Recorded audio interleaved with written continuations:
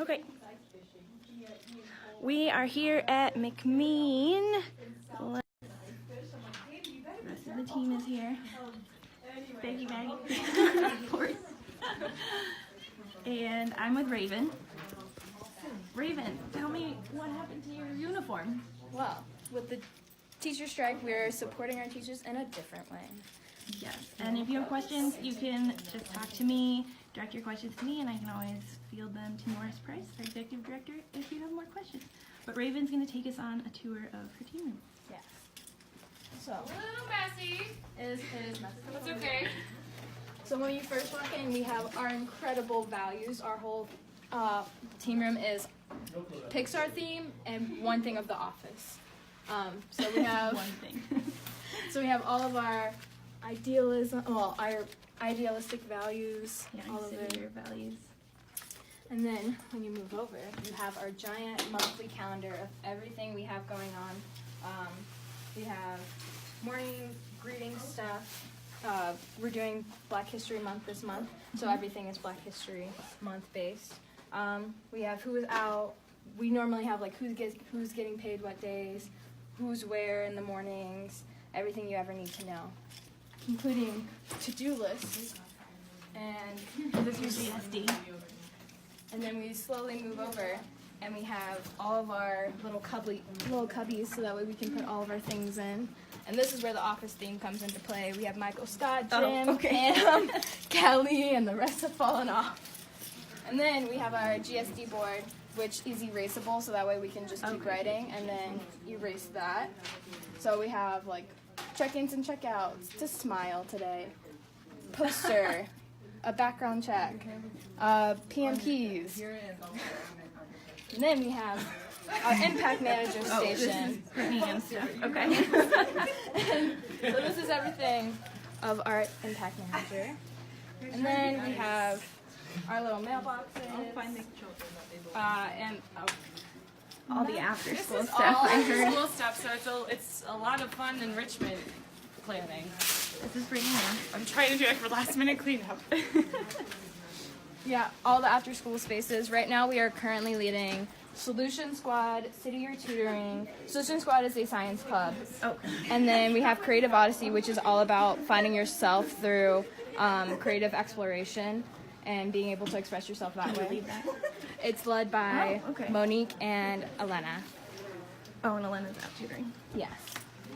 And then we also have Shakespeare Club, where it's being led by our dear Amanda, and she's going to take them to the Shakespeare Festival Oh, to actually cool. participate. I knew about the Shakespeare thing, but I didn't know they were going to go to... Yeah. Wow. And then we have our attendance initiative. If everyone's here for a whole week of school, they get a coupon, they bring it in, they drop it, and then they get a prize. Oh, cool. And then we have our little treasure chest of goodies for if we ever need them. All of our morning greeting initiatives so far.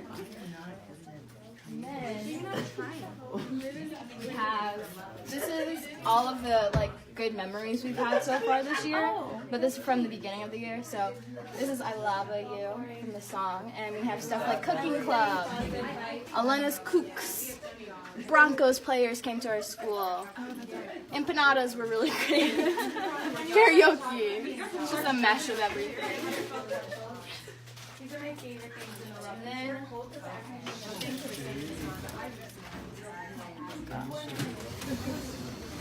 Oh. so this is our behavior call track. So we try to make at least 5 behavior phone calls, but they're always positive every week.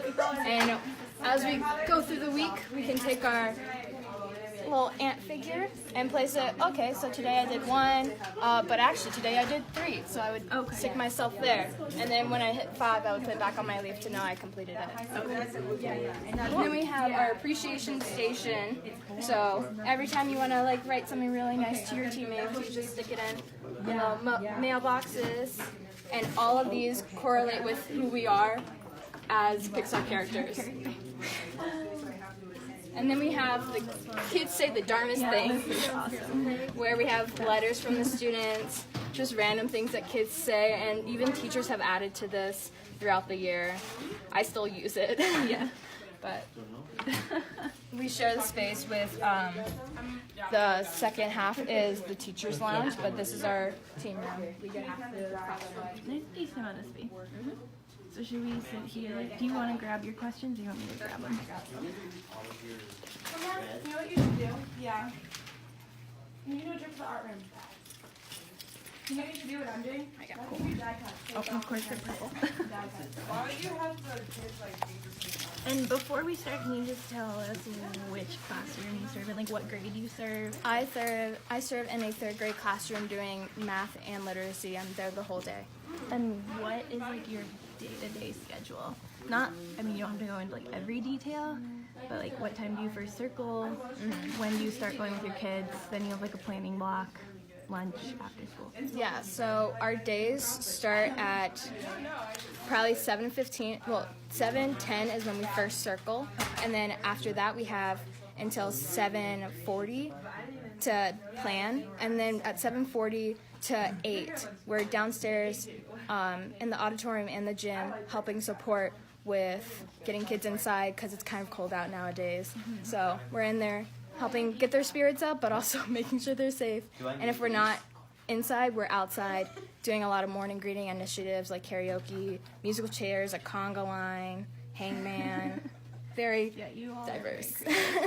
And then at 8 to 8:30, every other week is community meeting, and if it's not community meeting, we're back in here doing some more planning time. And at 8:30 till 10:30, I'm with my students for literacy, guided reading, and a little bit of science and writing. And then after that, from 10:30 to 11:20 is my planning. 11:20 to 12:05 is lunch. My personal lunch. Yeah. 12:05 to 12:55 is all of duty. That includes recess, lunch. Those are the only two. But I support the 3rd graders during that.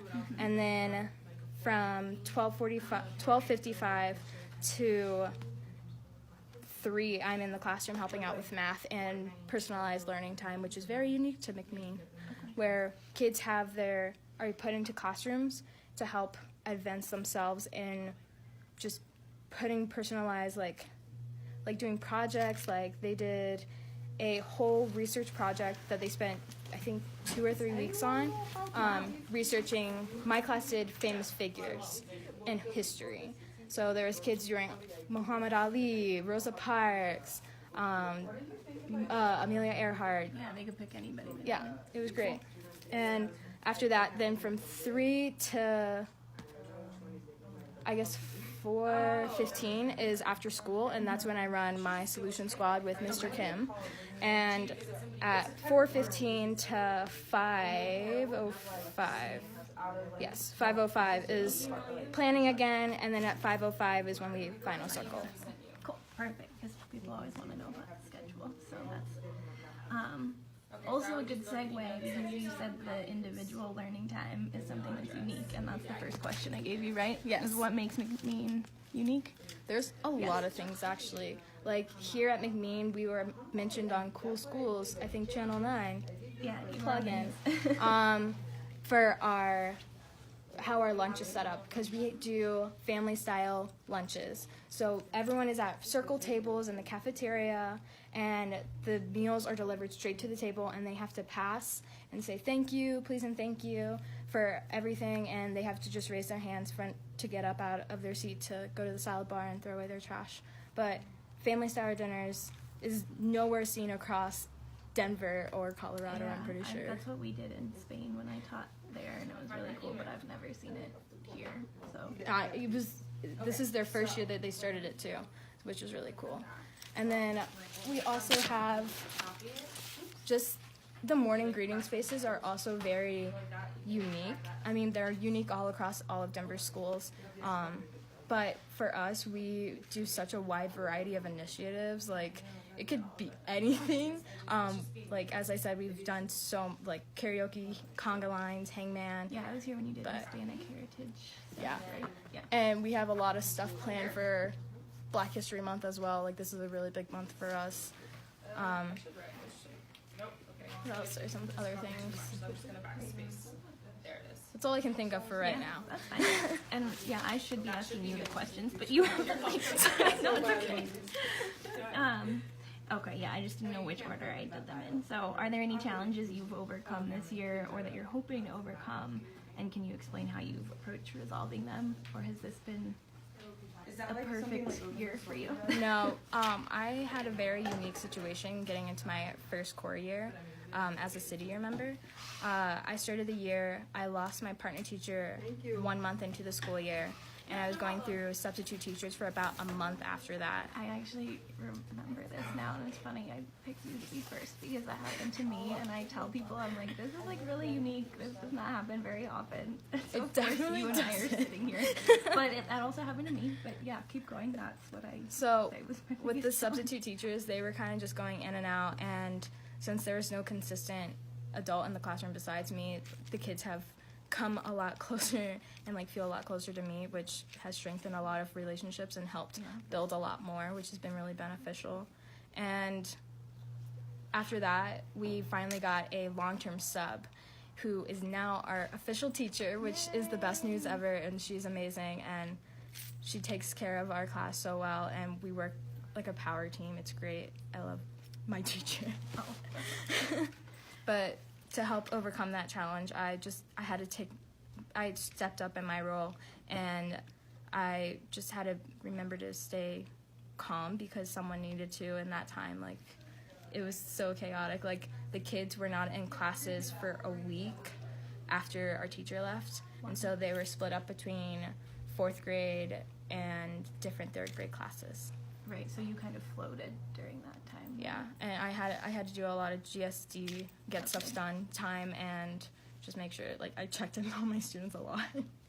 But that was really, it was a hard time, but it was also the best time because of how much stuff happened afterward that was positive. Yeah, and that's what I tell people too, is that it strengthened the relationship I had with my kids, so. Definitely does. So on the flip side, what's been one of your favorite memories or things you've done so far? Or what are you most proud of? That sounds like a real interview question. I honestly think that this year has been just filled with a lot of positive experiences for me personally. Just helping me overcome like a lot of things that are in my personal life by working. It's very interesting mesh, but it's been really helpful. And then on top of that, like, the positives is relationships with my kids. Like, I just finished writing a story about one of my students, and right now I'm at a point of where, like, she wants to hear the story and, like, actually wants to be engaged in, like, what I told about her. And so right now I'm, like, reading her one sentence every single day and hopefully she'll understand, like, how incredible and how much of a leader she is. But I'm really just happy to be at the school, and also the team makes this a lot of fun. Like, there's a lot of random things that go on in this room. Like, we've done yoga where people are on top of each other to bond with each other, like lifting each other up in the air, and like just hanging out with the team is just really fun, especially after school. Yeah. Just a lot of fun stuff happens.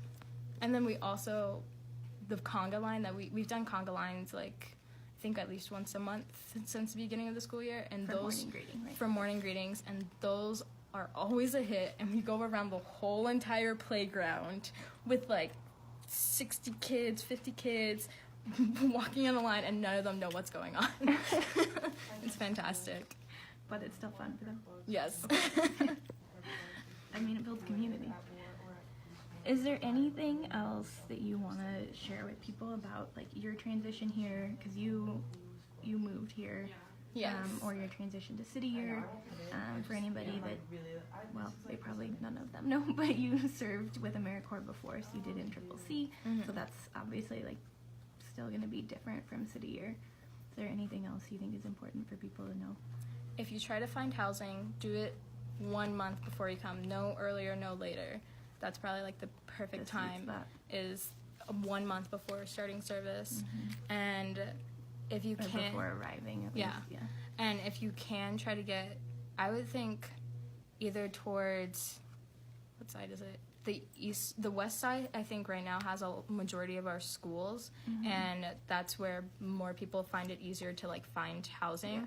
But also being centrally located, like closer to the GP, is also a really good bet, just because you can be really close to the GP, get there earlier on leadership and development days, learning development days, and but also like the schools are not too far away from the GP, the office. Yeah, it's okay. I put it in the, if they've read the frequently asked questions, the GP is in there, but I was going to say, we call it the Golden Palace. It's a giant gold building, so that's the office. But. Yeah. Something else is just like to just take this year and personalize it, because there's a lot of time to personalize. Like in morning greetings, we have all the opportunity to make it our own, and after school, we can run any clubs that we want. We have so many lined up for next semester. We have a book club, a film club, a active club where kids are going to be doing workouts and playing dodgeball and doing a whole bunch of just really fun activities like after school.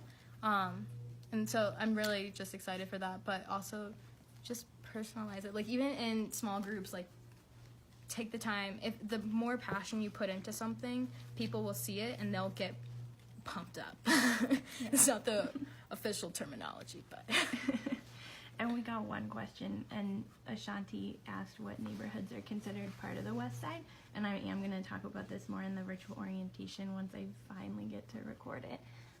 But you can start with like Sloan's Lake, the Highlands, Lowhigh, Baker, and Athmar Park, and those are all on the neighborhoods page of the website. Are there any I'm missing that you Westwood is what I technically live in, and that's right outside of Lakewood, and it's been really, I know a couple of people who live over there, and it's easily accessible to like Johnson Elementary, Compass Academy, and all these other schools.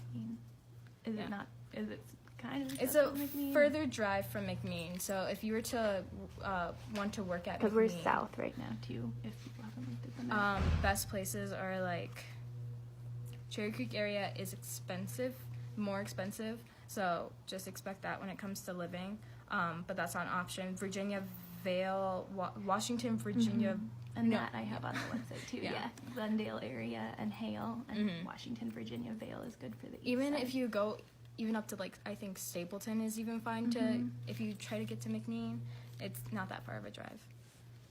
Cool. Thank you, Raven. Is there anything else you think is important to? Not that I can think of right now. Yeah, that's okay. Thank you. Thank you. Bye. I just need to figure out how to finish it.